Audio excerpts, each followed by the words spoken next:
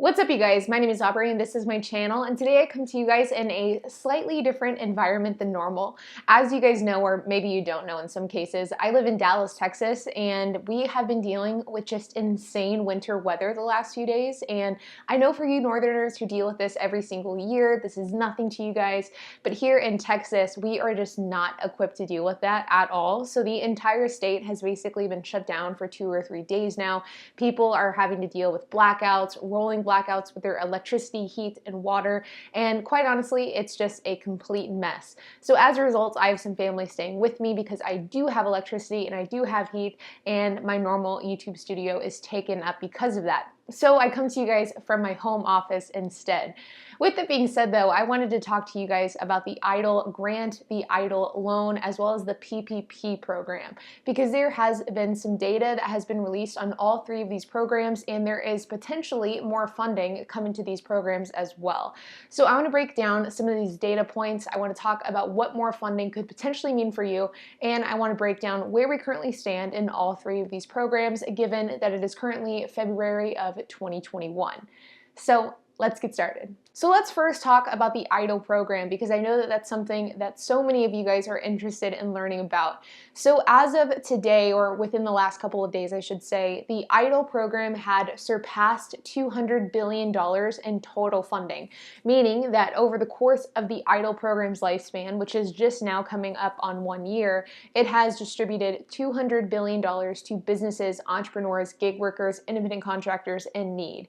This includes both the loan portion of the program as well as the cash advance portion of the program as well. Now, of this $200 billion in funding, 3.7 million businesses have been funded. So the $200 billion has gone out to roughly 3.7 million businesses, independent contractors, gig workers, things like that.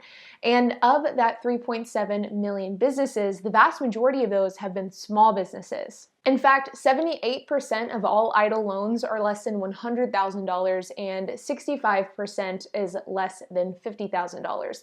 So the vast majority of the EIDL loans going out are quite small in comparison to some of those larger loans that we saw as well. Now, this is significant in my opinion for a couple of different reasons. Number one is it's a good sign that the SBA seems to, at least in some way, be prioritizing truly small businesses. Additionally, another reason as to why I think this is fairly substantial is because of the fact in the early days of the EIDL program, and at least the COVID era, there was a lot of people who were reporting large businesses and large corporations getting EIDL funding. This was like $2, $3, $4 million worth of EIDL funding going out to larger corporations. And this was causing a kind of lot of criticism to the SBA. There was a lot of controversy surrounding that. So the fact that the majority of funds seem to be going to small business is a really good sign for not only the SBA doing the right thing, but also the fact that small businesses at least seem to be taking advantage of the program that has been handed to them by the government.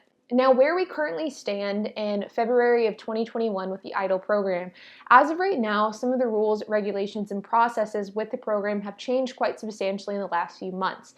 You see, this time last year, or spring or summer of last year, you could go into the SBA's website and you could apply for the EIDL loan, and you could also apply for the EIDL cash advance, which is the free grant portion of the program.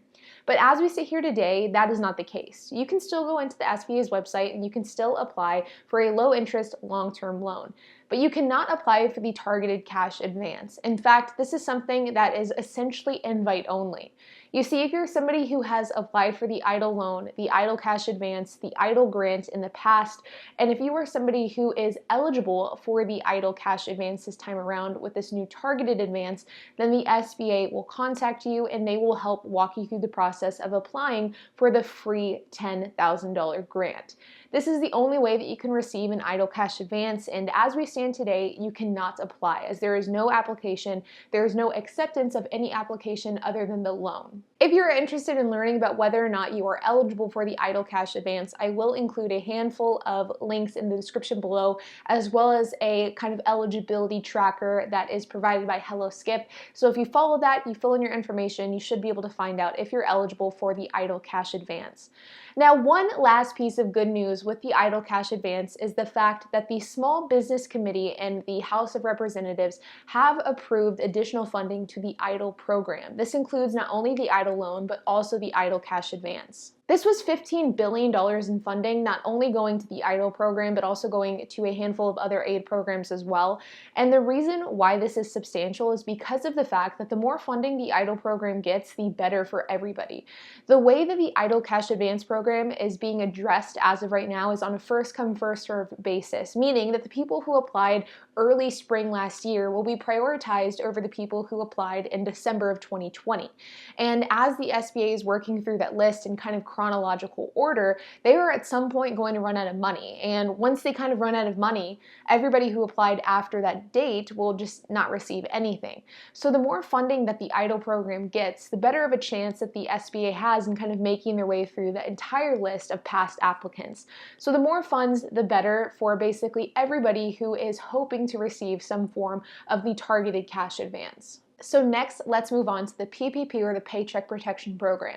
So as you guys know, the PPP is a forgivable loan program, meaning that if you apply for the PPP, if you're then approved for the PPP, and then if you spend those PPP funds in the way in which they were designed to be spent, then you may not have to pay those funds back.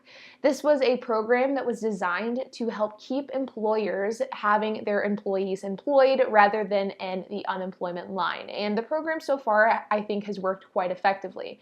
Now, as of today, the SBA is processing between $4 and $5 billion in PPP funds every single day. So they're moving at a quite higher pace than the EIDL program. Similarly to the EIDL program, the PPP has been quite effective with small businesses, being that 94% of all PPP loans are for less than $250,000. In fact, 83% of all approved PPP loans are for funds of $100,000 or less. So they really are going out to small businesses as opposed to larger corporations that are seeking seven-figure loans. Now, there are talks to distributing more funds to the PPP program, similar to what the House did with the EIDL program, as I mentioned earlier in this video. But as of right now, the PPP does still have funds. So if you're somebody who either received funding in the first round of the PPP and you spent all of those funds, or if you're somebody who never received any form of PPP funding in the past, you could potentially be somebody who could qualify for the second round of PPP funding.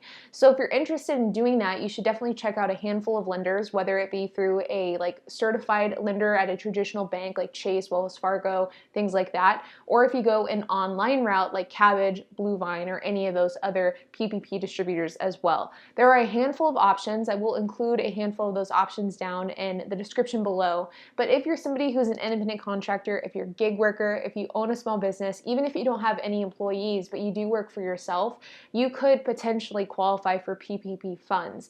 Additionally, it is important to acknowledge the fact that there is a chance that you could be denied for the PPP by a specific lender. You could potentially be denied by Cabbage or Bluevine, for example, and in that case, I would encourage you to try another bank. You should definitely try as many banks as possible in order to get approved. It's not like once you get denied, you are denied forever type of thing. You can absolutely try it with multiple different lenders in order to get that approval and to get those PPP funds. So if you're somebody who is denied, I would encourage you to do that. That way you can secure those PPP funds before they totally run out. With that being said, you guys, I wanted to make this video because the EIDL program and the PPP have kind of had a long-standing history throughout this pandemic, or I should say a long-standing history throughout this last year, of not being super transparent of where the funds are going, how the process is working, what is happening with applicants. And this is something that has been really frustrating over the last 11 to 12 months. The lack of clarity from the SBA has been something that has been very difficult for a lot of people. So the fact that the SBA seems to be finally releasing data, and they have been for a while now, to the credit of the SBA, but now that they seem to be finally releasing this data, they seem to be finally kind of holding themselves accountable and reporting numbers to the people. I think it's a hugely positive sign, and I think it does let us gauge where the programs currently stand, because like I've said many times before, I've said it many times in this video alone, both of these programs will run out of money at some point, and once that happens, you don't know if they're going to get more funding through another stimulus bill like they have before. There is going to be a point where funds simply run out, and whenever they've run out, they're gone forever. So it's important to take advantage of these programs while they are still funded, while they are still accessible, and while they are still distributing funds to people, to businesses, and to entrepreneurs. So if you guys are interested in learning how to apply for these programs, if you don't know how, I will include a link to some playlists down below. But like always, you guys, I would love to hear your thoughts. If you have any questions, if you have any comments, if you have anything to add, make sure to leave a comment down below. And while you guys are at it, make sure to hit the like button, hit the subscribe button, and hit the notification bell. And I will see you guys in the next video.